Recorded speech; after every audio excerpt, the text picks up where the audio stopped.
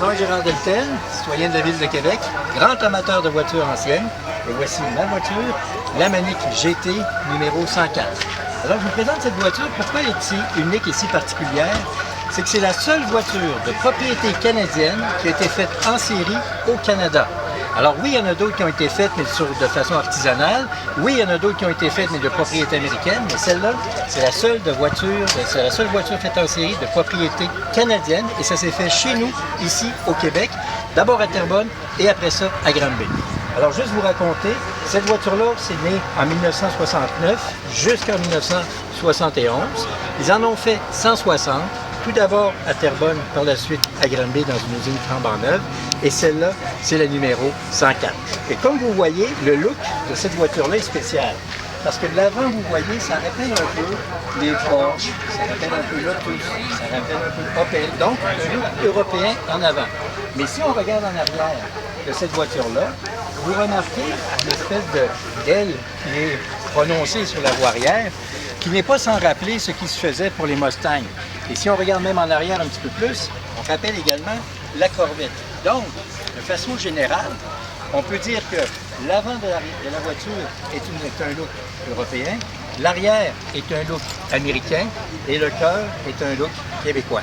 Parce que le Québec et le Canada, c'est le mariage de l'Europe et de l'Amérique. Maintenant, jetons un coup d'œil à l'intérieur de la voiture. C'est unique à la Manic. C'est une voiture qui est de base Renault, mais tout l'intérieur et la structure même a été faite de façon professionnelle par des gens de Manic. Alors vous le voyez, c'est un volant très sport et c'est minimaliste. Voiture 4 cylindres, 4 vitesses au plancher et des sièges qui rappellent évidemment cette époque-là, c'est-à-dire ce que moi j'appelle des sièges coquilles. Et de cette voiture-là, tout est d'origine. Toutes les pièces que vous voyez ici en vinyle sont d'origine. Les tapis sont identiques à ceux de l'époque, la même couleur, mais malheureusement, la voiture était toute rouillée quand je l'ai achetée. Donc, il a fallu qu'on refasse les tapis au complet, mais exactement la même dimension. Les ceintures sont des ceintures d'origine, mais celles que j'avais dans la voiture étaient complètement rouillées. Et par mesure de sécurité, j'en ai acheté des nouvelles. Maintenant, jetons un coup d'œil aussi en avant pour voir le coffre. Alors, c'est quand même minimaliste. Peut-être juste jeter un petit coup d'œil un peu en arrière encore. Vous voyez qu'il y a de l'espace en arrière. Alors ça, c'est pratique. On peut mettre bien des choses. Il y en a même qui, à l'époque, avaient un petit siège pour mettre 2 personnes en arrière. Mais soyez assurés d'une chose, moi, jamais je me serais assis en arrière de cette voiture-là. Comme vous le voyez, c'est assez bas, merci.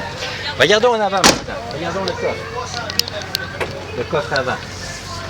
Ça peut paraître minimaliste, mais il y a quand même pas mal d'espace là-dedans. Vous avez le pneu d'origine, le pneu d'Esper, et vous avez ici, parce que c'est l'huile de frein, parce que c'est un double circuit de frein qui marche pour le frein, et ça donne quand même un bon espace pour mettre des choses. Regardons maintenant le moteur. La voiture Manic, c'est de base Renault 8. Le châssis, les suspensions, direction et moteur, des transmissions, c'est de base Renault 8. Regardons à l'intérieur de ça. C'est un petit moteur, 4 cylindres, 1,3 litres, de 80 chevaux vapeur. Vous voyez ici Manic Auto Bleu. Alors ça a été retravaillé par le chef mécanicien, M. Maurice Gris, qui a remanié le moteur pour lui donner un peu plus de coffre. Le moteur d'origine avait à peine une soixantaine de chevaux vapeur. Celui-là, 80 chevaux vapeur. Pas beaucoup!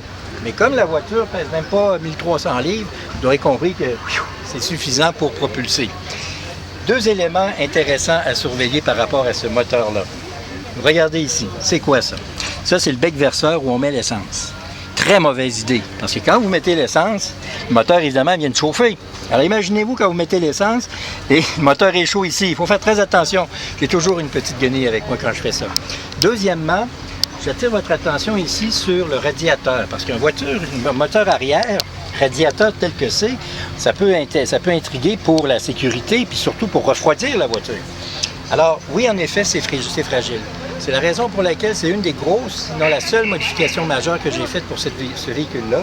J'ai gardé tout le châssis du radiateur, mais j'ai changé le nid intérieur pour que ce soit un nid flambant neuf, contemporain, 40% plus efficace parce qu'il y a 40% plus de stries. Et ça, ben, ça assure la sécurité. Parce que c'est bien beau de vouloir préserver l'origine, ce qui est le cas dans 99% des pièces que vous voyez ici. Mais il y a d'abord, comme on dit en anglais, safety first. La sécurité, il n'y a rien de plus important que ça. Et c'est ce qui me permet de voyager avec cette voiture-là. J'ai fait à peu près 6-7 000 milles avec la voiture depuis que je l'ai depuis 2 ans et demi. C'est mon 3e été. Et j'ai eu le privilège de monter même à Manic 5. C'est la première fois qu'une Manic se rendait à la Manic. J'ai fait ça le 2 septembre dernier. Venez-vous-en, on va la faire partir.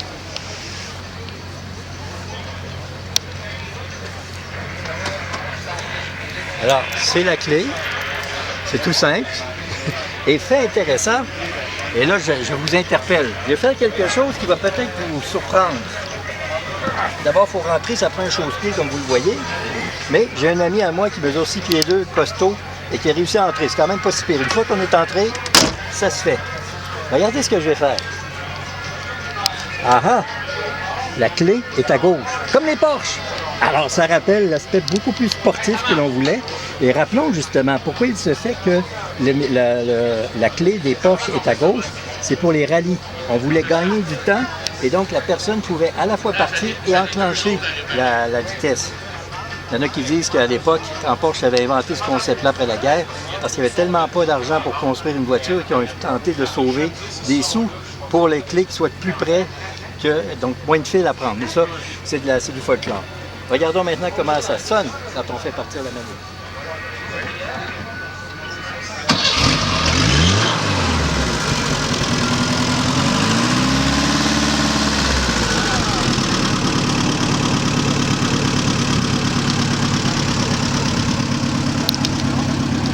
Bonne route les amis, bonne route en Manic GT.